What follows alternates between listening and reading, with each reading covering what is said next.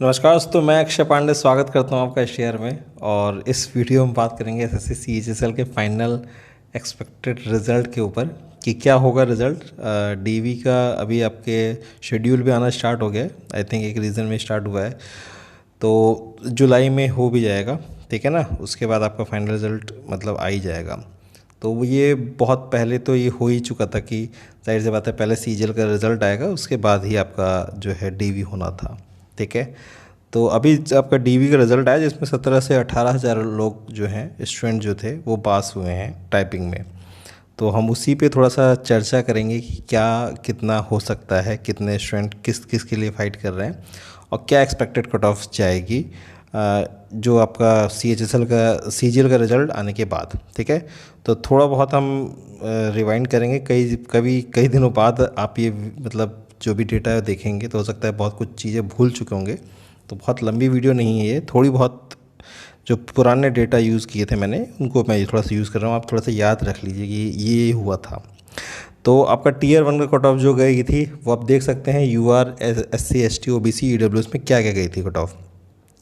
Tier 2 की भी देख सकते हैं। तो टीयर 1 में यूआर की 135 गई थी लगभग और टीयर 2 की 190 गई थी। बाकी कैटेगरी वाइज आप देख सकते हैं। जब टीयर 2 हो चुका था और उसके बाद एडिशनल रिजल्ट भी आया था जो यूएफएम के बाद, ठीक है।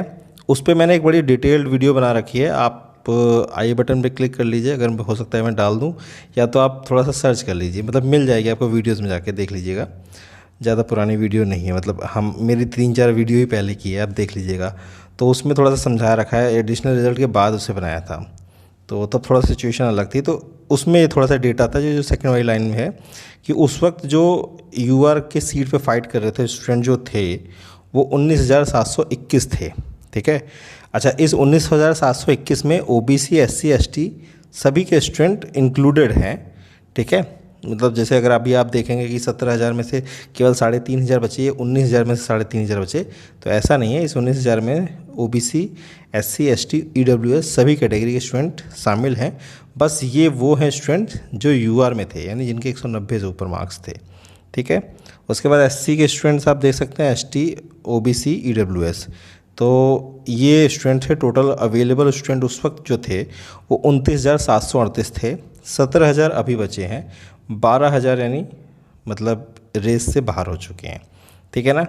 11,000 अभी रिज़ल्ट आया था सीजीएल का, तो बहुत अभी भीड़ वहाँ पे भी हटेगी। तो आप थोड़ा सा देखते हैं सीएचएसएल के रिज़ल्ट को, एक बार हम थोड़ा सा एनालिसिस कर लेते हैं 17 वाले को। बड़ी इंपॉर्टेंट चीज़ इसमें पता चलेंगी, ठीक है ना। और एक जो बहुत अच्छी बात थी, हॉरिजॉन्टल रिजर्वेशन, जो बहुत सी वीडियोज़ में मैंने बस केवल चर्चा की थी, बहुत डिटेल में नहीं बात की थी, लेकिन इसमें थोड़ा सा डिटेल में भी हम एनालिसिस करेंगे, ठीक है। तो 2,646 सीटें थी 17 वाले में एलडीसी जीएससी के लिए, जिसमें से यूआर की 1,366 सीट थी, ओबीसी की 717। लेकिन एक्चुअल में वो स्टूडेंट्स यूआर के या वो स्टूडेंट्स ओबीसी के जिनको वो सीट मिली, मतलब जो रिजर्वेशन हॉरिजॉन्टल रिजर्वेशन जिसमें नहीं आते थे वो स्टूडेंट 1,257 और 663 थे, ठीक है ना। क्योंकि टोटल 198 हॉरिजॉन्टल रिजर्वेशन की सीट थी, जिसमें से 111 यूआर के कैंडिडेट्स थे, ठीक है। और 54 कैंडिडेट्स जो थे वो ओबीसी के थे। तो 111 आप लगभग 66% टोटल होगा और 54 जो है 32%। यह परसेंटेज इसलिए यूज़ किया क्योंकि यही हम बाद में भी यूज़ कर सकते हैं वैसे चाहें तो, ठीक है ना। बाकी तो हर बार सीट थोड़ी सी चेंज होती रहती है।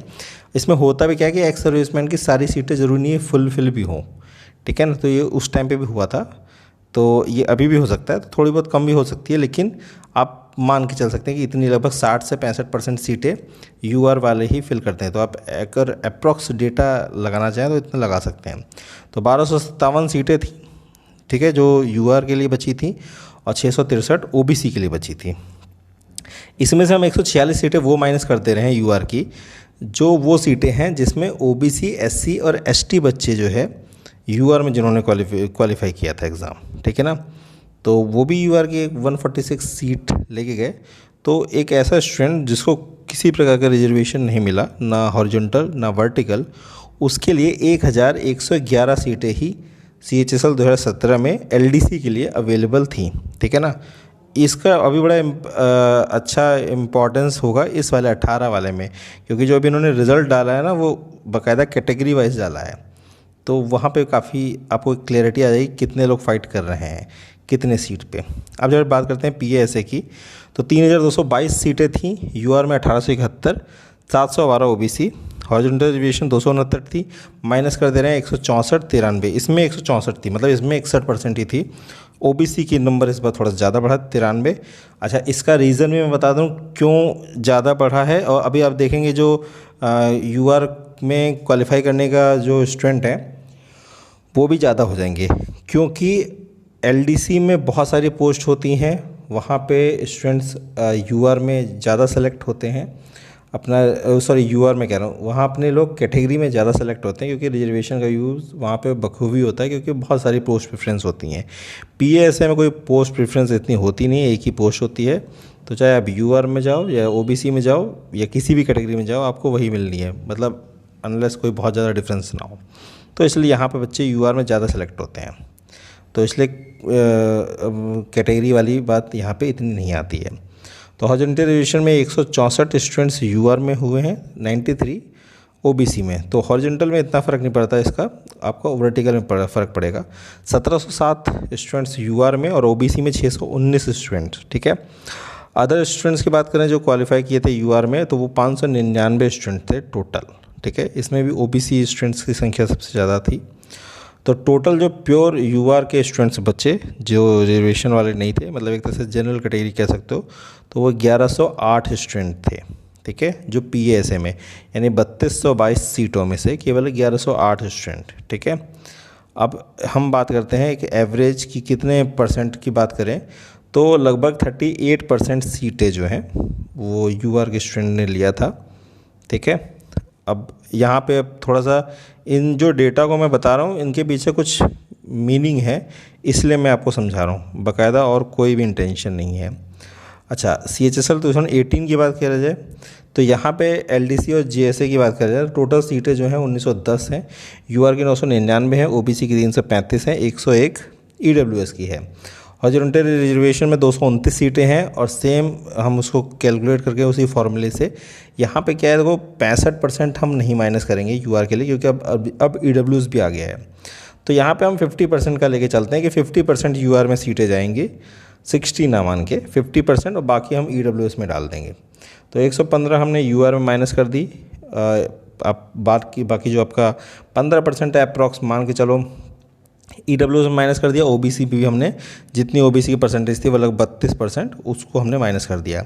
तो 884 सीटें बची आपकी प्योर UR की, और 262 OBC में, और EWS में 66 सीटें।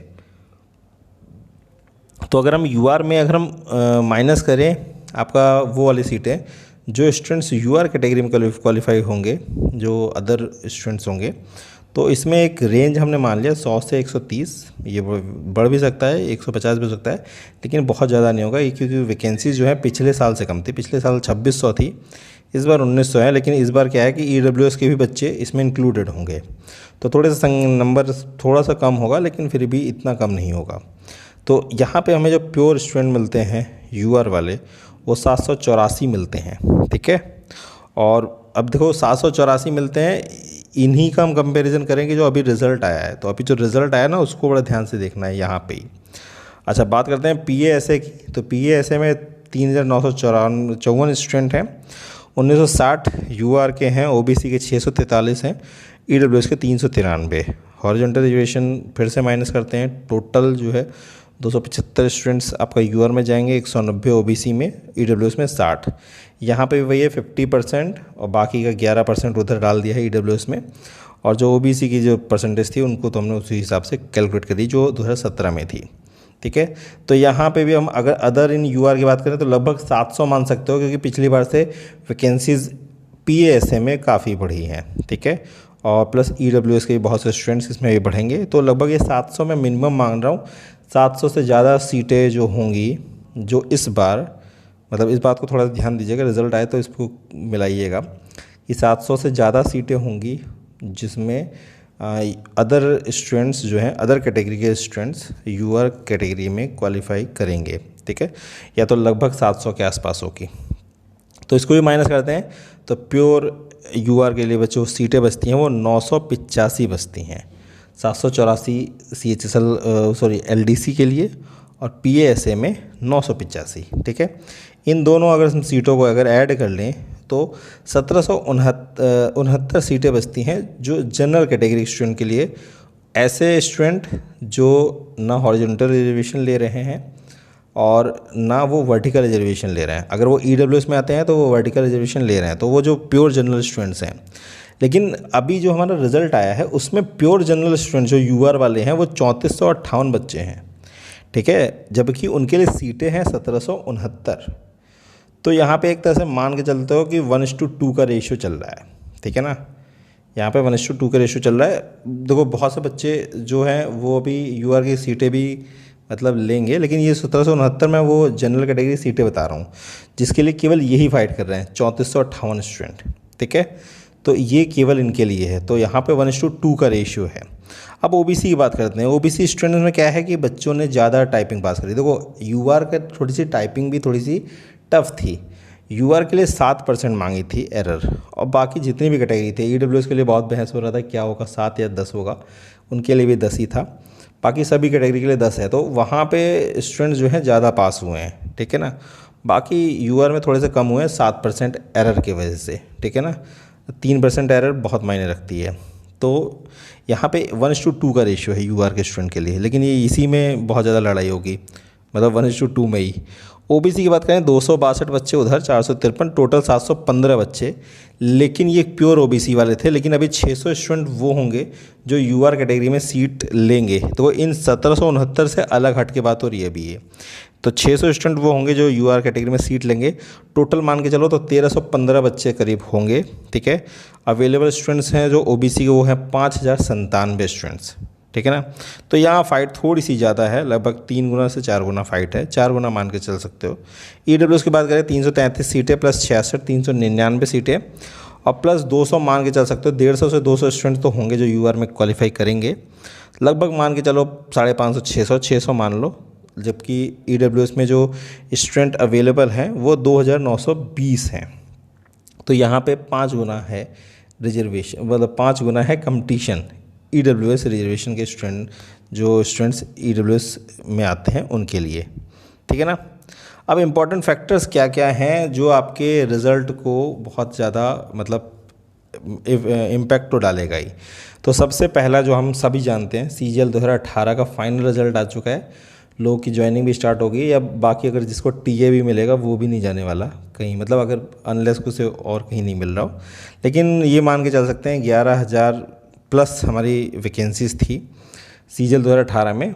अगर केवल इंटरव्यू पोस्ट की बात करें तो लगभग 3,000 से 4,000 तो इंटरव्यू पोस्ट थी। ठीक है ना, तो फिर भी मान के चल सकते हो बहुत से स्टूडेंट्स होंगे जो इसमें CHSL 2018 में फ़ाइट कर रहे हैं।